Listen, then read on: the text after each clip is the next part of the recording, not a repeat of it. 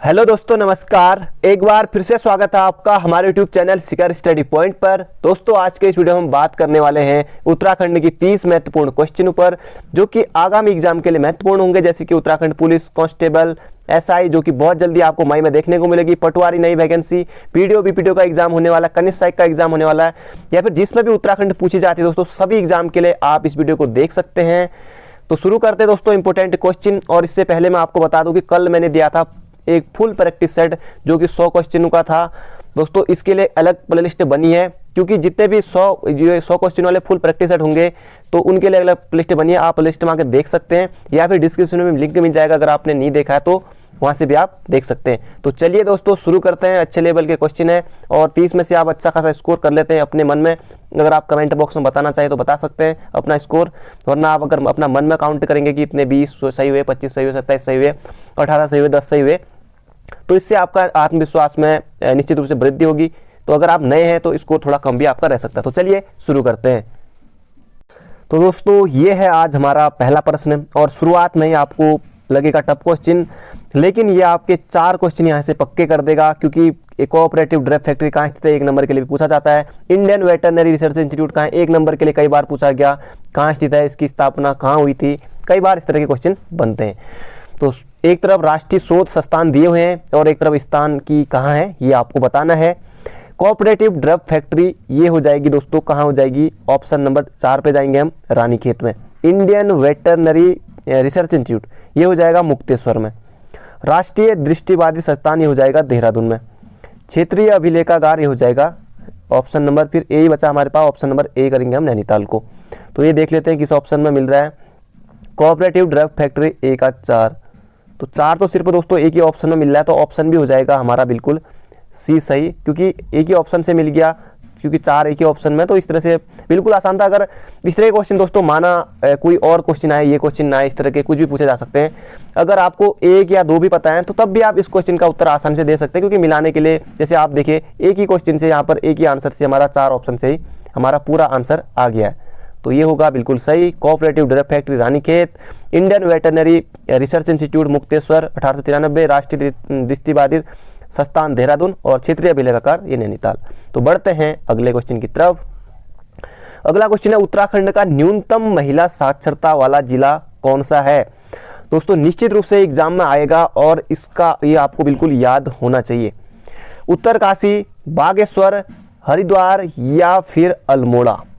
जिन जिन लोगों ने उत्तरकाशी हरिद्वार किया है, बिल्कुल गलत है आप लोग। बागेश्वर भी बिल्कुल गलत है, इसका सही उत्तर है उत्तरकाशी।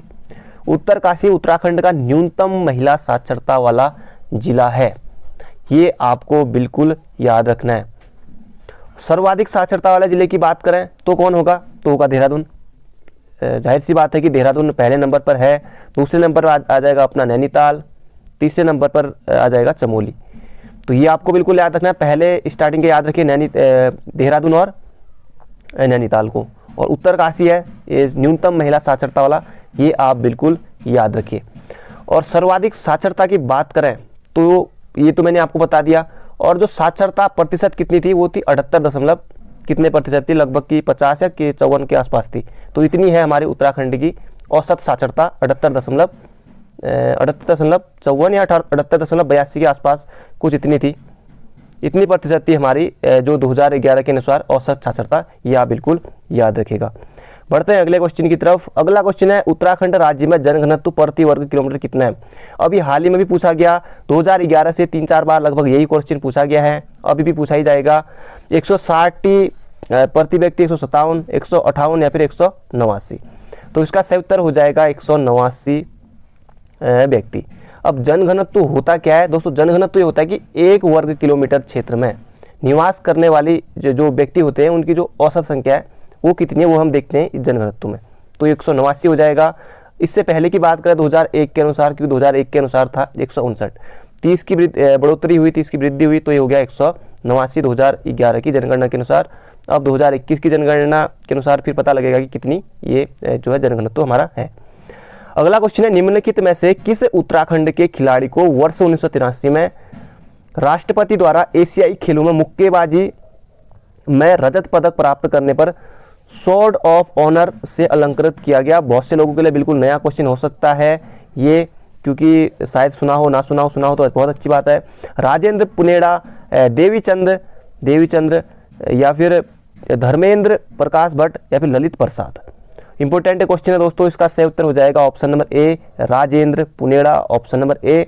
उत्तराखंड के किस खिलाड़ी को वर्ष 1983 में, कब 1983 में राष्ट्रपति द्वारा एशियाई खेलों में, राजेंद्र पुनेड़ा का संबंध किससे है तो मुक्केबाजी से है, रजत पदक प्राप्त किया था, सोर्ड ऑफ ऑनर से इनको सम्मानित किया गया था राजेंद्र पुनेड़ा को। तो ये आप बिल्कुल याद रखें, ऑप्शन नंबर ए हो जाएगा हमारा बिल्कुल ही सही। बढ़ते हैं अगले क्वेश्चन की तरफ। अगला क्वेश्चन है, गढ़ केसरी नाम से प्रसिद्ध स्वतंत्रता सेनानी थे गुमानी पंत और अनुसुईया प्रसाद बहुगुणा, इंद्रमणि बडोनी या बद्रीदत्त जोशी। तो इसका सही उत्तर हो जाएगा दोस्तों ऑप्शन नंबर सी, अनुसुईया प्रसाद बहुगुणा गढ़ केसरी के नाम से जाना जाता है। अनुसुईया प्रसाद बहुगुणा को बिल्कुल आप याद रखिएगा, इनका जन्म चमोली में हुआ था। इंद्रमणि बडोनी उत्तराखंड का गांधी इनको कहा जाता है। इंद्रमणि बडोनी उत्तराखंड का गांधी, कई बार इनसे भी प्रश्न एग्जाम में बना है। तो गढ़ केसरी अनुसुईया प्रसाद बहुगुणा। एक और है गढ़वाल केसरी। गढ़ केसरी और गढ़वाल केसरी में इतना अंतर है कि जो गढ़वाल केसरी को कहा जाता है केसर सिंह रावत को, दक्षिण गढ़वाल का गढ़ केसरी इस तरह से भी है, और गढ़ केसरी अनुसुईया प्रसाद बहुगुणा। तो ये आप बिल्कुल याद रखिएगा। अगला क्वेश्चन है, 84 दिन की भूख हड़ताल के बाद 25 जुलाई 1944 को किसका निधन हुआ था? कब? 25 जुलाई 1944 को। 84 दिन की भूख हड़ताल, कितने दिन की भूख हड़ताल? 81, 82, 83, 84। इस तरह से भी एग्जाम में पूछा गया था कि कितने दिनों की भूख हड़ताल के बाद श्रीदेव सुमन शहीद हुए थे करके। तो इसका सही उत्तर होगा दोस्तों ऑप्शन नंबर सी, श्रीदेव सुमन। 84 दिन की भूख हड़ताल के बाद 25 जुलाई 1944 को। जन्म हुआ था इनका 25 मई 1916 को। 25 मई 1916 को हुआ था इनका जन्म। टिहरी से संबंधित थे, टिहरी के जौल गांव से, और 25 मई 1916 को इनका जन्म हुआ था, और 25 जुलाई 1944 को ये देखिए कि इतने कम उम्र में ही ये शहीद हो गए थे भूख हड़ताल, ये 84 दिनों की भूख हड़ताल के बाद। बचपन का नाम था इनका श्रीदत्त बडोनी।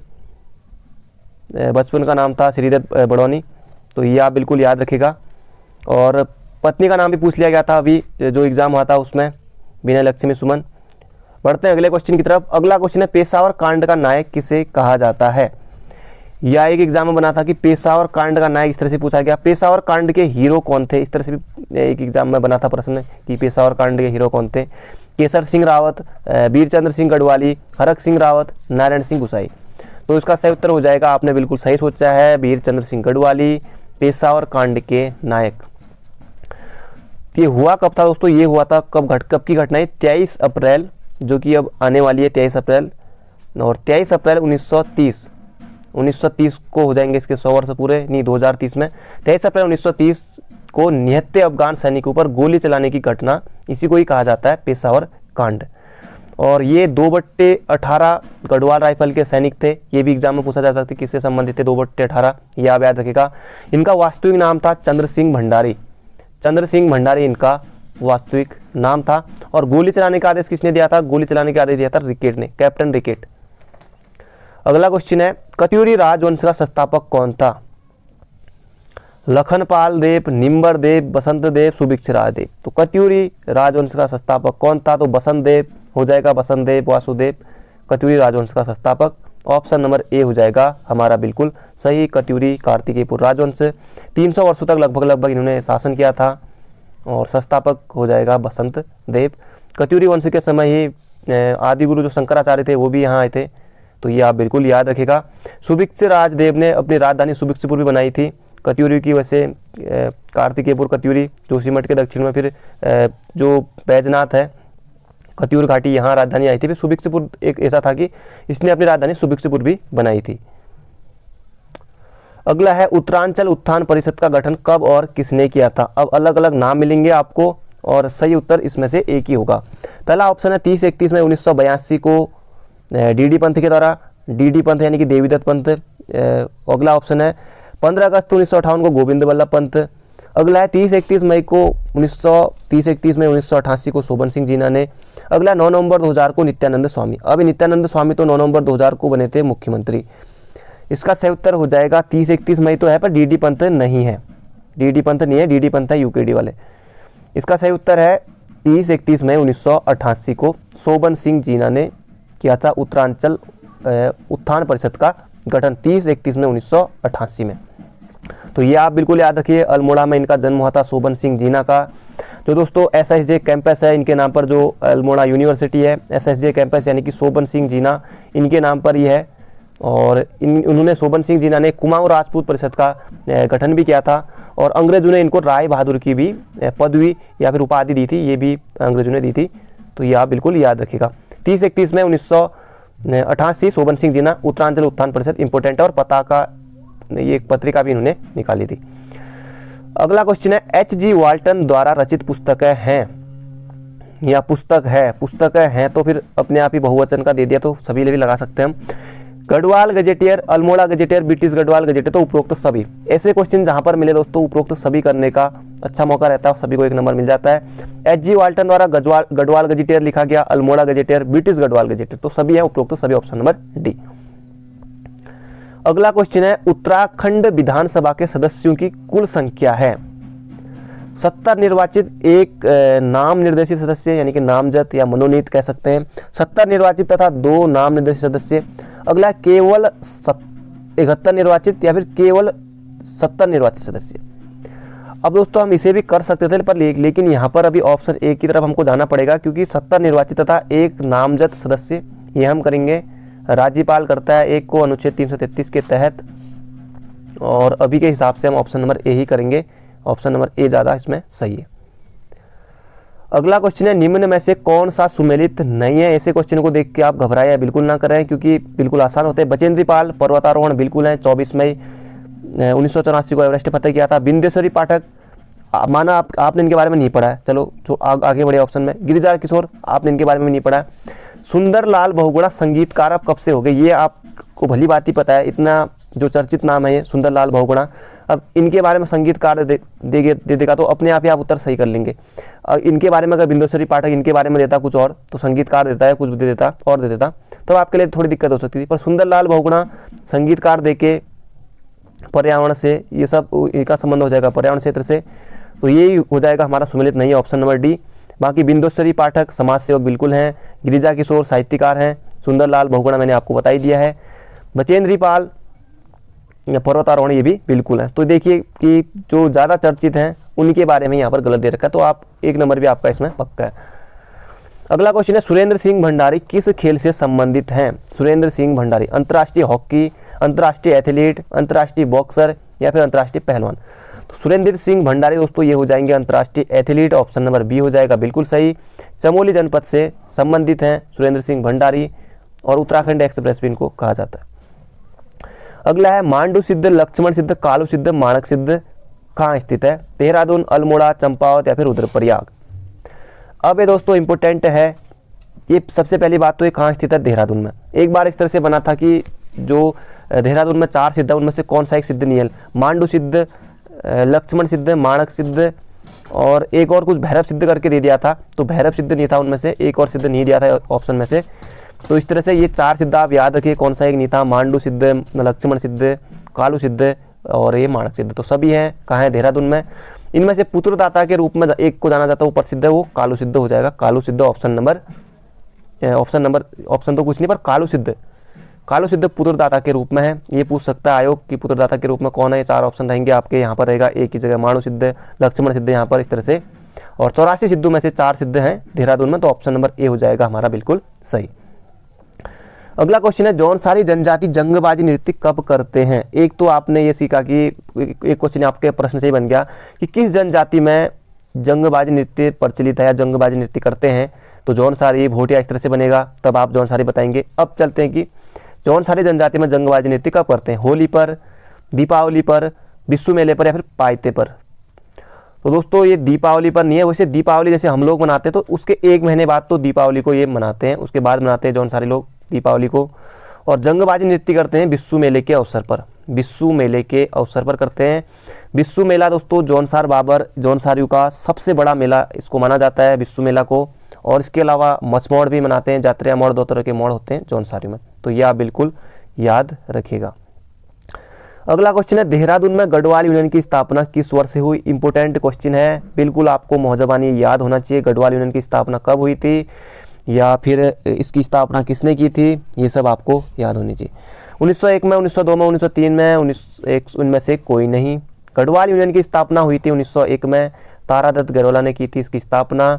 और गढ़वाल यूनियन या गढ़वाल हितकारिणी सभा एक ही बात है, गढ़वाल हितकारिणी गढ़वाल यूनियन 1901 में, तो ये आप बिल्कुल याद रखिएगा। अगला क्वेश्चन है 1883 में अल्मोड़ा में इल्बर्ट बिल के समर्थन में आयोजित सभा की अध्यक्षता की थी।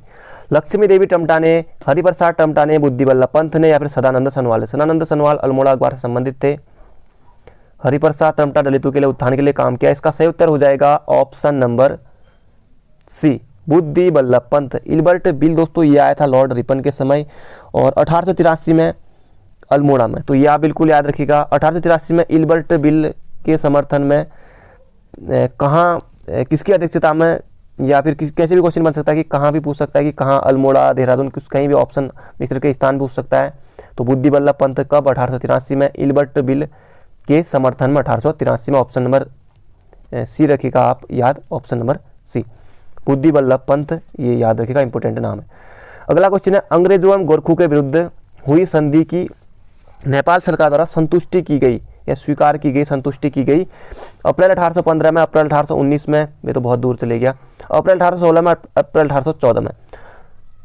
ये इसका सही उत्तर हो जाएगा ऑप्शन नंबर बी, मार्च 1816 में स्वीकार की गई। ये आप बिल्कुल याद रखिएगा, इंपॉर्टेंट है।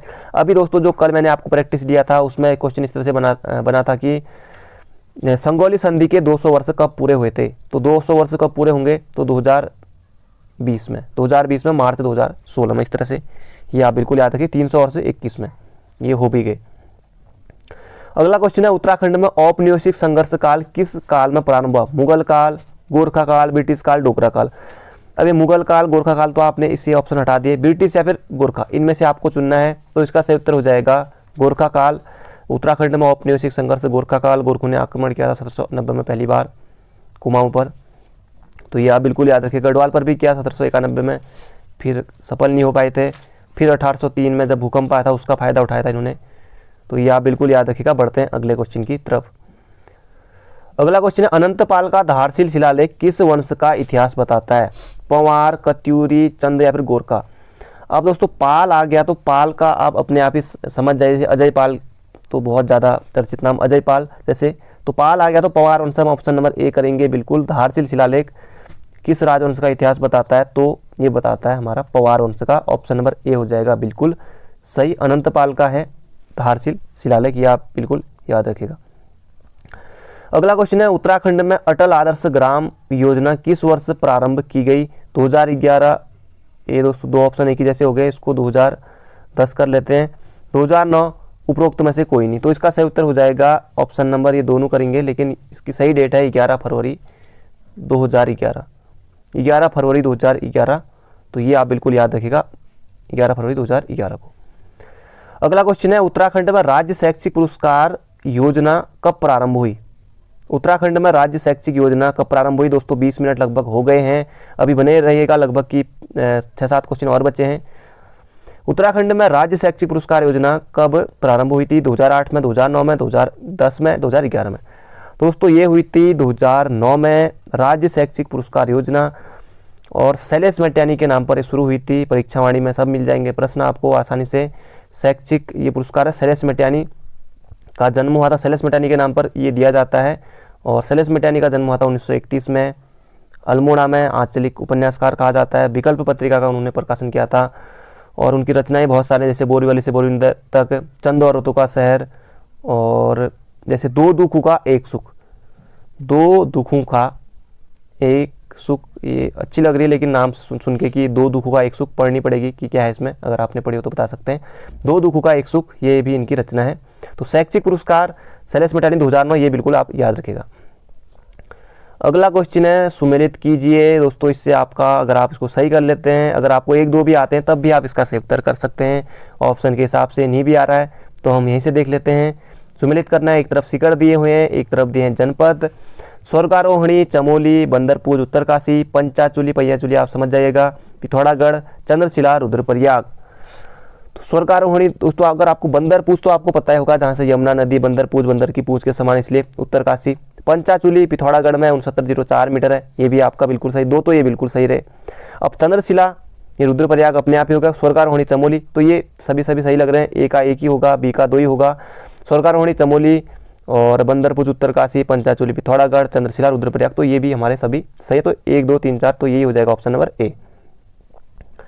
अगला क्वेश्चन है, उत्तराखंड में और वार्षिक औसत वर्षा की मात्रा कितनी है? बहुत कम लोग इस टॉपिक को पढ़ते हैं। 40 से 80 सेंटीमीटर और 150 से 200 सेंटीमीटर, 120 से 180 सेंटीमीटर या फिर 200 सेंटीमीटर से अधिक। औसत वार्षिक वर्षा जिन लोगों ने ऑप्शन नंबर सी बताया है, तो आप बिल्कुल सही हैं, 1 नंबर आपका इसमें पक्का है। और सर्वाधिक वर्षा कहाँ होती है? तो नरेंद्र नगर, राजपुर, नरेंद्र नगर में होती है, नरेंद्र नगर टिहरी में, राजपुर में, तो ये आप बिल्कुल याद रखिएगा। कम वर्षा होती है तो ये होती है टिहरी में, कम वर्षा टिहरी में। अब आप कहेंगे कि टिहरी में ही नरेंद्र नगर है और नरेंद्र नगर में सबसे ज़्यादा वर्षा होती है, तो आप दोस्तों परीक्षा वाणी का जो चैप्टर है, चैप्टर नंबर तो याद नहीं, पर उसमें आपको भली बात ये मिल जाएगा, वहाँ आप इसको ज़रूर पढ़िएगा। अगला क्वेश्चन है, गंगा राष्ट्रीय नदी कब घोषित की गई? गंगा राष्ट्रीय नदी कब घोषित की गई? एक बार नहीं दोस्तों, 10 बार ये प्रश्न हर जगह पूछा गया होगा, बहुत बार। 15 अगस्त 2001 को, 26 जनवरी 2005 को, 4 नवंबर 2008 को, इनमें से कोई नहीं। तो गंगा राष्ट्रीय नदी कब घोषित की गई? 4 नवंबर 2008 को। जब ऐसे क्वेश्चन एग्जाम में देखने को मिलते हैं, अगर आयोग देता है, क्योंकि जैसे फॉरेस्ट गार्ड में उनके लिए आया था और भी एग्जाम में बना था, तो उनको जैसे उनके चेहरे पर एक अलग ही खुशी होती है इसको ऐसे क्वेश्चन देख के कि ये क्वेश्चन भी आ गया, और 1 नंबर लगभग सभी का इसमें पक्का हो जाता है। तो गंगा 4 नवंबर 2008 को। गंगा स्वच्छता दिवस मनाया जाता है 17 दिसंबर को। 17 दिसंबर को गंगा स्पर्श गंगा अभियान भी शुरू हुआ था, तो 17 दिसंबर को मनाया जाता है गंगा स्वच्छता दिवस, तो ये भी आप याद रखिएगा। अगला क्वेश्चन है, उत्तराखंड में सर्वाधिक विकास खंडों वाला जिला कौन सा है? पौड़ी, टिहरी, रुद्रप्रयाग या फिर चंपावत? तो सर्वाधिक विकास खंडों वाला जिला हो जाएगा पौड़ी गढ़वाल, पौड़ी, और 15 विकास खंड है यहाँ, तो ये आप बिल्कुल याद रखिएगा। अब क्या अगर आपसे अगर क्वेश्चन आएगा कि सबसे ज़्यादा जो विधानसभा क्षेत्र वाला जिला है, तो पौड़ी ब्लॉक वाला है विधानसभा। दोस्तों विधानसभा सीटें जो होती है जनसंख्या के आधार पर, ये हो जाएगा सबसे ज़्यादा जो विधानसभा है वो हरिद्वार में, तो ये आप बिल्कुल याद रखिएगा। पौड़ी में 15 ब्लॉक हैं, और सबसे ज़्यादा जो वीडियो के पोस्ट आई हुई हैं, वीडियो के, वो भी 80 से ज़्यादा या 80 के आसपास सबसे ज़्यादा पौड़ी में ही है। और क्योंकि इतने अच्छे खासे अभी पोस्ट आए हैं वीडियो के, तो पौड़ी में ही है, तो ये आप बिल्कुल याद रखिएगा, पौड़ी जनपद में सबसे ज़्यादा विकासखंड। अगला क्वेश्चन है, मुझे एक चंद्र सिंह और मिलता तो भारत कभी का स्वतंत्र हो जाता है, कब का स्वतंत्र हो गया होता? उक्त कथन किसका है? सरदार वल्लभ भाई पटेल का, महात्मा गांधी, गोविंद बल्लभ पंत या फिर पंडित जवाहरलाल नेहरू? तो दोस्तों इसका सही उत्तर हो जाएगा ऑप्शन नंबर सी, मुझे एक चंद्र सिंह और मिल गया होता तो गढ़वाल कब का स्वतंत्र हो गया होता, तो ये हो जाएगा option number C, Chandra Singh, Veer Chandra Singh Garhwali को महात्मा गांधी ने कहा था। बाकी स्टार्टिंग में हम देख चुके हैं कि इनका जैसे वास्तविक नाम क्या था, चंद्र सिंह भंडारी, 2/18, राइफल से संबंधित थे, गढ़वाल राइफल से, पेशावर कांड के बारे में। तो बढ़ते हैं अगले क्वेश्चन की तरफ। अगला क्वेश्चन है, अस्कोट आराकोट अभियान किसके द्वारा संचालित होती है? पहाड़ संस्था, यूनेस्को, कुमाऊं मंडल विकास निगम या फिर भारत सरकार? तो दोस्तों इसका सही उत्तर हो जाएगा अस्कोट आराकोट। अस्कोट पड़ता है पिथौरागढ़ में। अस्कोट वन्यजीव अभ्यारण्य जिसकी स्थापना 1986 में हुई थी, तो अस्कोट से आप समझ गए होंगे, अस्कोट में 80 कोट थे इसलिए अस्कोट नाम पड़ा, और अस्कोट पिथौरागढ़ में। तो आराकोट हो जाएगा उत्तरकाशी में।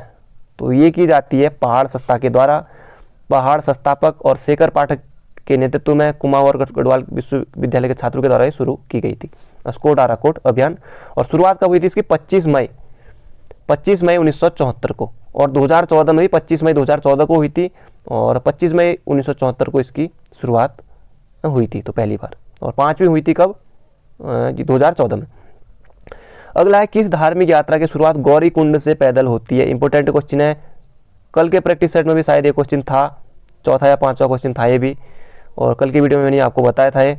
बद्रीनाथ, गंगोत्री, केदारनाथ, अमरनाथ? तो इसका सही उत्तर हो जाएगा गौरी कुंड। गौरी कुंड कहाँ है? तो रुद्रप्रयाग में, केदारनाथ के पास, तो ये आप बिल्कुल याद रखें केदारनाथ। तो ऑप्शन नंबर सी हो जाएगा हमारा बिल्कुल सही।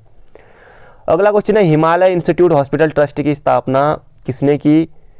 गोविंद बल्लभ पंत, हेमचंद्र बहुगुणा, स्वामी राम या फिर नारायण दत्त तिवारी? अब नारायण दत्त तिवारी अलग हैं, गोविंद बल्लभ पंत, हेमचंद्र, तो इसका सही उत्तर हो जाएगा स्वामी राम। स्वामी राम 1989 में, हिमालयन इंस्टीट्यूट हॉस्पिटल ट्रस्ट की स्थापना जॉली ग्रांट देहरादून में। तो ये आप बिल्कुल याद रखिएगा, ऑप्शन नंबर सी हो जाएगा हमारा बिल्कुल सही। अगला क्वेश्चन है हजरत अलाउद्दीन अहमद साबिर की दरगाह स्थित है। तो ये आपको बताना है। अब दोस्तों 30 क्वेश्चन होने वाले हैं और 30 में से आपको बताना है कि कितने आपके सही हुए। अगर आपने अभी तक वीडियो को लाइक नहीं किया तो एक लाइक जरूर कर दीजिए, और जाते जाते वीडियो खत्म होने वाले उसके बाद आप दोस्तों वीडियो को इसको शेयर भी जरूर से कीजिएगा। अजमेर, अब अजमेर का है राजस्थान में।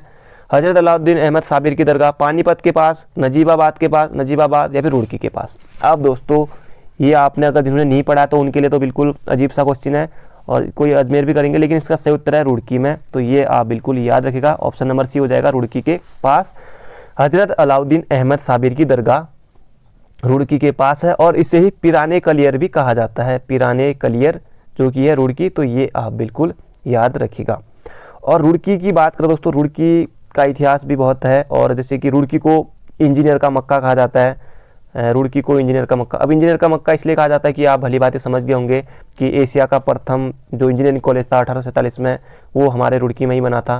तो ये सब रुड़की में बहुत सारे संस्थान भी हैं जहाँ से क्वेश्चन जो भारतीय वाले संस्थान हैं, जैसे संस्थानों की बात करें, जैसे एक तो है कि भारतीय सिंचाई अनुसंधान संस्थान, और फिर भारतीय सिंचाई अनुसंधान संस्थान, केंद्रीय भौर अनुसंधान संस्थान, और ये भी संस्थान है रुड़की में। तो ये आप बिल्कुल याद रखिएगा।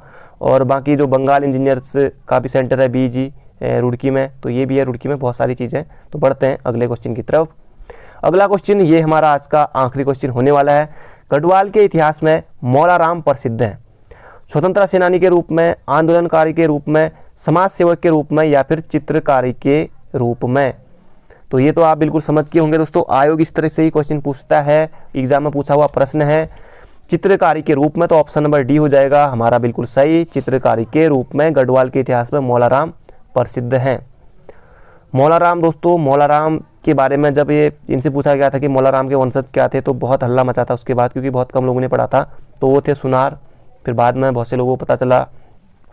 और गढ़वाली शैली के चित्रकार मौला राम माने जाते हैं। इनका जन्म हुआ था 1743 में, 1743 में। तो ये आप बिल्कुल याद रखिएगा, जन्म भी पूछा जा सकता है। कहाँ हुआ था, तो श्रीनगर में, श्रीनगर में। इनके गुरु कौन थे, गुरु से भी प्रश्न बन सकता है। गुरु कौन थे, राय सिंह। जैसे वंशज कौन थे, तो सुनार थे। गुरु कौन थे, राय सिंह थे। किसका उपासक था मौला राम, तो जगदम्बा काली का। तो ये, और कुंवर प्रीतम शाह एक थे जो कि मौला राम से चित्रकला सीखने के लिए टिहरी से श्रीनगर जाते थे। टिहरी में है, और श्रीनगर पौड़ी गढ़वाल में, तो टिहरी से श्रीनगर जाते थे कुंवर प्रीतम शाह। तो ये आप बिल्कुल याद रखिएगा। अगर एग्जाम में क्वेश्चन बनेगा कि मौला राम के वंशज जो हैं वो मूल रूप से कहाँ के थे, तो ये थे दोस्तों हिमाचल प्रदेश। हिमाचल प्रदेश अपना पड़ोसी राज्य जिसके साथ की हमारी सीमा लगती है, तो हिमाचल प्रदेश के वंशज थे मौला राम के जो थे मूल रूप से। तो ये थे आज के हमारे 30 क्वेश्चन, और 30 में से आपको कितने से हुए कमेंट बॉक्स में जरूर बताइएगा। बाकी मिलेंगे कल को एक नई धमाकेदार वीडियो के साथ, तब तक अपना ध्यान रखिएगा। Thank you friend, thank you so much.